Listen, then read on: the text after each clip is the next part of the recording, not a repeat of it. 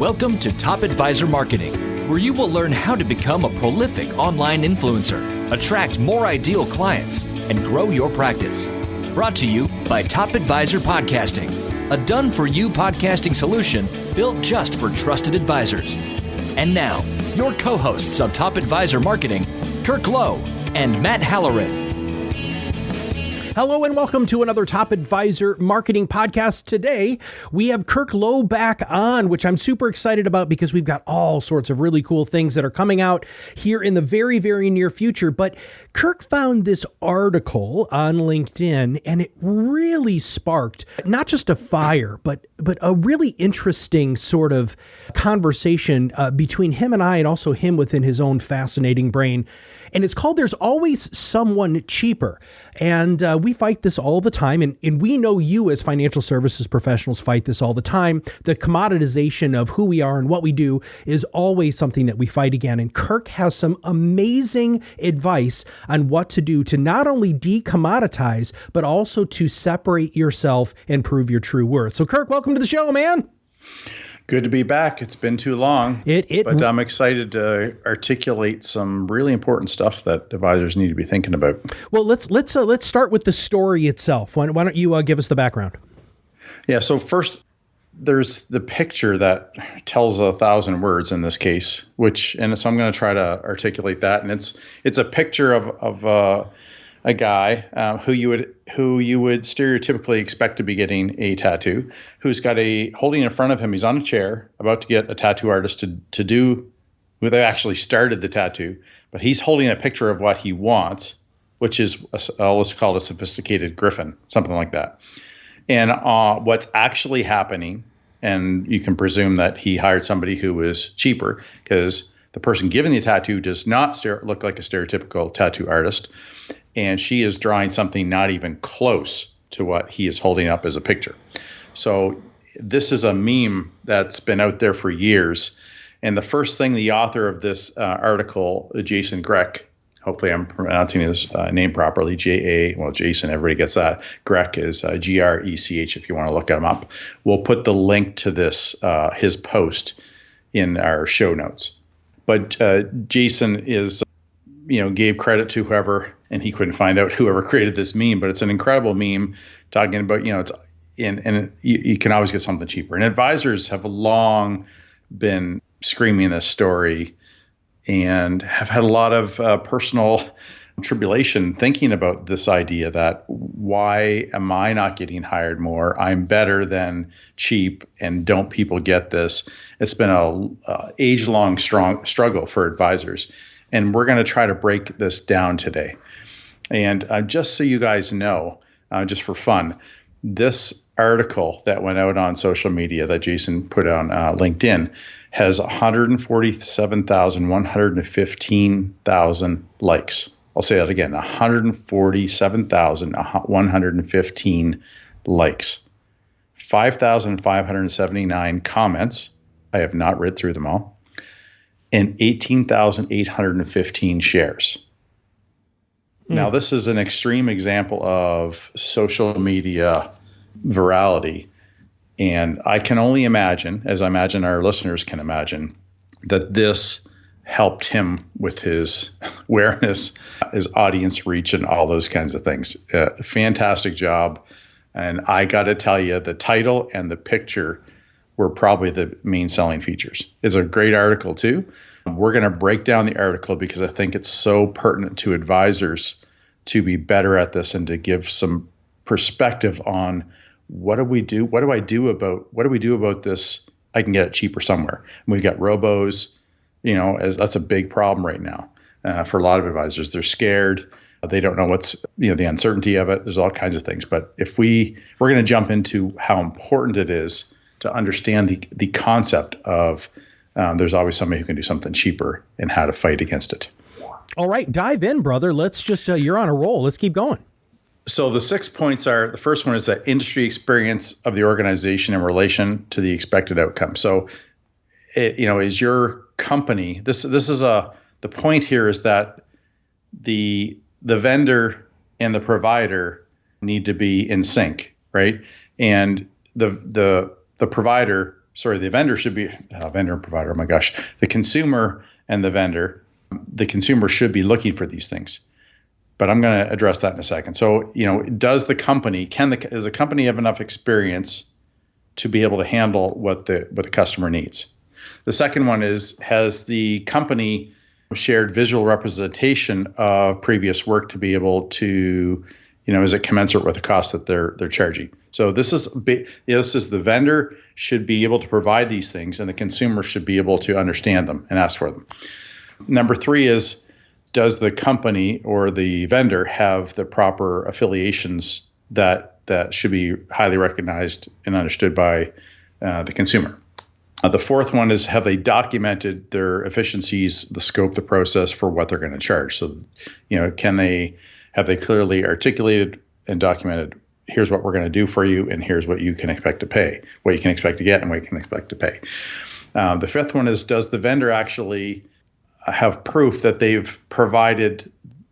they've successfully had these outcomes for similar clients over the course of their career or business? And that's a valid thing for a consumer to want and for a company to be able to provide. And the sixth point here is that is the vendor been able to clearly articulate or differentiate what they do, what elevates them above the standard?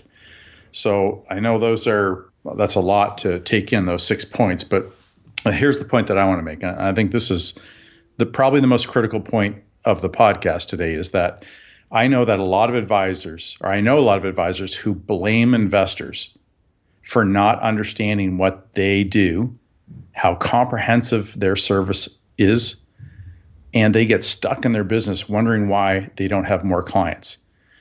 I find that all the time. I don't know what your experience is, but I presume it's close to mine. Yep. And I'm not trying to beat up on advisors, but I work with a lot of advisors, and some of them appear to be, based on stuff that we're going to talk about in a couple minutes, are much better, more comprehensive, yet people who aren't even close to as comprehensive claim that they are comprehensive. So everything's perspective. And in my mind, in my experience, there's no good that comes from expecting a consumer to understand who you are. You have to own it and be prepared. And when you own it, that mindset shift can have a huge impact on how you move yourself and your business forward, and then what you're going to do about it so that you can better communicate and connect with those people. So mindset is absolutely everything. If investors don't know what you do, what's better for them, what they need, and why they need it, it's on you. So how do we help them with that, Kirk? I mean, let's dive into that a little bit more deeply. Let's take them under the hood of what we do here at Top Advisor Marketing. What is a thing that they can do today to make it so they can start differentiating themselves correctly? Yeah. So the first thing, and I'm going to go back through Jason's 6 points, and I'm going to put some perspective on them so that advisors understand what they need to do, exactly what they need to do. So the first one is, does your firm have the experience necessary to deliver the outcomes your clients need based on their situation? So one thing I see all the time is advisors trying to help people that they're not finely tuned and prepared to serve to the best of their abilities, or what they actually need. So the idea is, market to people you can actually help. Everybody wants to work with people with between $5 and $10 million. I see it all the time. But can you actually help people the most? Are you the best advisor for people with those challenges? So you need to be able to, if you can help people based on who you're best at helping, that's where you're going to have the best business. And if you can't make enough money helping those people, you need to figure out how to get better at what you do. If that's, how to swim upstream, if you will, or move upstream, you need to figure that out. The second one is, can you prove your value visually? Visual expertise really is marketing these days. And so what are you doing to prove your value? Do you have papers, posts, and articles, published articles? Do you do a podcast, or do you have videos? Do you have speaking engagements, teaching engagements? Do you provide case studies? Like, how do you prove that you know what you know, that you can achieve outcomes, that you understand an audience, that you can help them overcome their challenges with your solutions? And is it visual?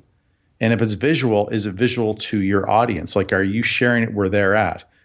Or is it sitting in a library on your website that nobody clicks on? And if you think buying a library of 1,200 articles from a website provider means that you're proving your value visually, you're crazy, because everybody knows that you did not write those 1,200 articles. They won't have the personality to them, all those things. So you need to be able to figure that out. The third one is, do you have the proper affiliations and credentials? These days, really, CFP is one of the standards, right? But do you have other specialized credentials that would help with the audience that you want to work with? It never hurts to go get those. Are they going to be the be-all, end-all for you? Absolutely not. Do they help? Yes. Every little bit helps. So, for instance, if you want to work with divorced or widowed women, having becoming a certified divorce financial analyst might help. By the way, you don't just have to, men get divorced and widowed as well. Not widowed, what's it called for men? Being a widower, anyway. Well, they are widowed, but yes. Whereas, yeah. So those, that credential clearly would support an advisor who's trying to help those people. So in those cases, go get the proper affiliations. Number 4 is, do you have a documented process? You should have a process, and it should reflect your brand and your differences and how you do things and how your audience needs things done. So in other words, if you go to the CFA Institute and you grab their 6-step process that everybody, at some point in time said, this is my process, try to make yours different. I mean, it's a consultative process, so there are going to be similarities. But add your flair, add your areas of specialization, package it according to your brand. That's really important. So we do it better, and here's how, right? If you can't prove that you have a process, you're not going to be able to accomplish what we're talking about accomplishing here, right? Which is helping them understand what they're going to get. The 5th point is, can you prove you've delivered outcomes previously? This is a really tough one, because in this profession, financial advising profession, you cannot get testimonials and you cannot track performance. It's and spout that. It's you're not allowed to. But there are other ways, and they are really good ways to do so. And the first one is, you can just be professional in everything you do. That if you're professional, that usually sends the message that you know what you're doing. The second one is, you can have private events or create opportunities where new people, so if you bring prospects to a client event, can see that other people trust you and that they are indeed successful, and that you would assume that successful people are capable of making good decisions. And if they've made a good decision to work with you, you can figure out the rest. So private events, and when you invite prospects, those kinds of things are a good idea, or client appreciation events, whatever you want to call them. Influencer status is a huge one. It may be the most important one, and one that is overlooked by most financial advisors that we come across. And it's what our company is built around doing, is improving your influencer status. But are you putting yourself out there in the right places, in the right way, to prove that you are an expert in a certain area for a certain niche? And do you communicate it in a way that they're going to feel good about? Are you professional? Are you writing? Are you speaking? Are you talking? Are you teaching? Are you giving examples of how to help people? Are you helpful? If you can prove that, your influencer status goes way up if you're doing all the right things. The 4th way to prove that you can deliver outcomes, or you've done it previously, is advocacy. Are people talking about you? Are your clients talking about you? Are your peers talking about you? Are your centers of influence talking about you? And when they are, then people will presume that you've had successful outcomes with other people. Otherwise, why would they be talking about you? And the best way to get those people advocating for you is to have a great message, to have a clear audience, to provide all kinds of content and proof, visual expertise. Those are the things that get those people advocating for you. So you can see that the elements that we're talking about here, as far as how to fix, this idea that there's always somebody cheaper to do what you're doing, and understanding how you're going to connect with your audience and deliver value and have them understand what the value you bring is. It all revolves around these things that, when they are put together, they create this compound growth in your marketing, right? Yeah. Hey, I'm going to sound like a broken record here, but with the advocacy aspect, especially from peers, clients, or centers of influence, one of the most powerful ways that you can gain that advocacy is to have them as a guest on your show, especially if they have a good time, they're able to get their message out. They're going to share your podcast with everybody that they know. We just had a client of ours up in Minnesota and Wisconsin. He's actually right on the border. And he had a barbecue business owner on his show, on his podcast. It was an amazing show. They didn't actually talk about barbecue. They talked about being a small business owner, and that small business owner shared it with absolutely everybody. I guarantee you that Bob's Meats, which is what I think it was actually called, is going to be talking about that and advocating for our client all the time because he had a great time on the show. He was made to look really, really smart and a very successful business person. And he also already shared that with his entire network. Right. And we had another instance recently with an advisor in New York that we're working with. We work with a lot there, but one of them who had a local sports celebrity broadcaster, I believe, if I remember correctly. Anyway, and he invited them on to just talk about stories and things that had some pertinent financial implications. And that went viral, and you got a lot of publicity for the advisor, and he just opened up his world significantly by having something like that happen. And that was because he had somebody who advocated for him by saying, yes, I'll be a guest on your podcast, right? That's a form of advocacy. So that was number 5. Can you prove that you've delivered outcomes? And there are lots of good ways to do that. You don't have to fret about not being able to use a testimonial because there are better ways to do it. In fact, more believable ways than a testimonial, to be honest. Number 6 is what differentiates you. In the case that I described, where this tattoo artist who isn't very good or is good at doing something else, which is not what the customer wanted, maybe they should have, been a kid's tattoo artist, which sounds kind of lame, but or maybe they should have been doing murals or illustrating children's books because of the nature of their rendition of the griffin. That this person was hoping that we're going to get tattooed on their back. Of course, it was on their back, so they couldn't see what was happening. I probably should have described that sooner. But what differentiates you as an advisor can happen on so many different levels. And if you want to go to topadvisorm.com, in the top right, click on Advisor You, then click on Branding. There's a one sheet in there called 30 Ways to Be Different. And I've listed there 30 different ways that you can create or differentiate your brand if you're stuck for ideas. Some of the most obvious ones are differentiate on service, price, outcomes, networks, or your network. Those things are, in my opinion, more difficult to differentiate yourself on, but they are opportunities.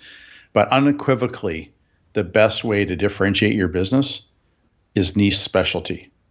If you have a specialty, which is I'm really good at this, helping these types of people, and it's specific enough, because lots of people think helping women is a niche specialty, and it's not.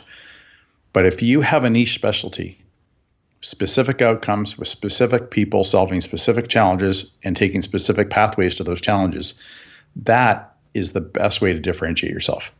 And over the 20 years plus I've been doing financial marketing, I've rarely met an advisor who wanted to specialize. They want the upside of the specialization, but they don't want the risk of, hey, well, what if I get somebody who's not in my specialization, but they've got $2 million and I'd really like to help them because I like the money.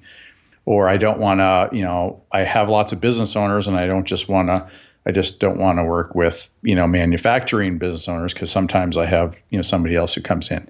The truth is that when you decide you're going to help a certain group of people, a specific group of people, you can get so dialed into how you deliver value to them, how you market to them, what your message is, the value that you share as far as your ideas, your wisdom, all that. It's very difficult for other people to compete with you, and the attraction that you'll have with that audience will be 10, 20, 30, whatever times more than you would get if you're presenting yourselves as a generalist. So it has a huge impact, and it really is the way to go if you want to overcome some of the things that we've been talking about today. All right. So let's walk them through exactly what they can do besides download the 30 ways to be different in our advisory library. What should they do right now? So they're about to pull into their office. They've been listening to this podcast. When they sit down at their desk, what can they do? So I'm going to keep this real simple. Write if you can. Talk if you can. So that could be a podcast video. Share what you're writing and talking about with your audience and be as clear about that audience as you possibly can. Articulate why you're different and better and how you fit this audience. And articulate, most importantly, why they should care about anything that you do. If you can't help them figure out or see what's in front of them and why they need to solve it, then the rest of the marketing about how good you are or how specific you are isn't going to mean a whole lot, right? So you got to figure that out. As far as articulation, it's really critical.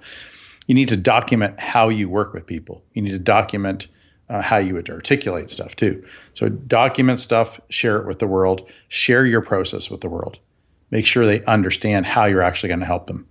And then again, specialize. Find that unique group of people that you have an affinity to serving. You get them, you understand them. You've either, you've lived in their shoes at some point in your career or life, or know a lot of people have. Figure out who to specialize with, and stop holding back on that. Like, go for it. And next one is serve those people incredibly well. Absolutely kill it with the niche audience, the specialty that you decide to work with.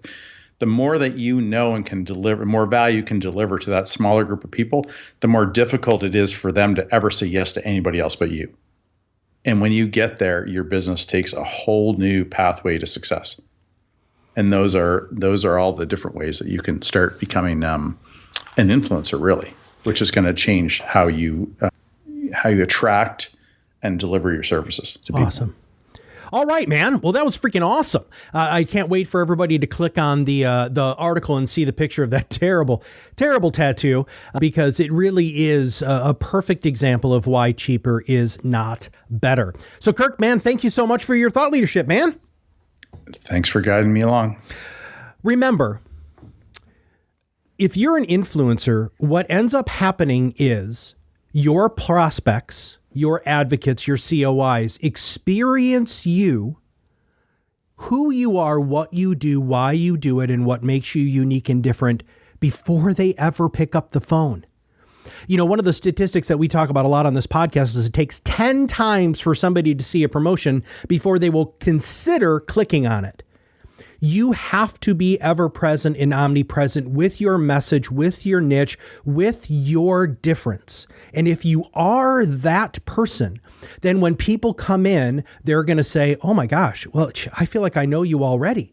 And that's the best way to close business. That's the best way to build relationships. And that's the best way to really, truly test your ability to be an influencer. If you have prospects coming in who aren't immediately comfortable with who you are, what you do, and why you do it, and partially knowledgeable in those things, then you are not an influencer. And if you want to know more about how to do that, then please just give us a call at Top Advisor Marketing. As I say on the end of every podcast, if you have any feedback or ideas, all you have to do is email me at matt@topadvisorm, or if you want to know more about how we can help you truly become an influencer, that is the best email to go ahead and email to matt@topadvisorm. Also, if you've not subscribed to the podcast, click that subscribe now button below and share this with somebody you know. I guarantee you that somebody, through some part of this, you said, oh my gosh, that's just like Jane. And you should share this with Jane. Super easy. Just click that share button. And if you wouldn't mind, take just a minute to give us a quick review on iTunes. So for everybody at Top Advisor Marketing, this is Matt Halloran, and we'll see you on the other side of the mic very soon. Are you ready to change the way you communicate with your clients? Are you tired of being the best kept secret in your area? Learn how to become a prolific online influencer, attract more ideal clients, and grow your business. Contact us today and see what the power of podcasting can do for your business. Click on the Contact Us link on our website at topadvisormarketing.com and set up a call to learn more. Follow us on LinkedIn and Facebook for more updates and information. This was brought to you by Iris.xyz, a platform helping financial professionals become better in business and life through new media and new voices. Visit them and learn more at Iris.xyz.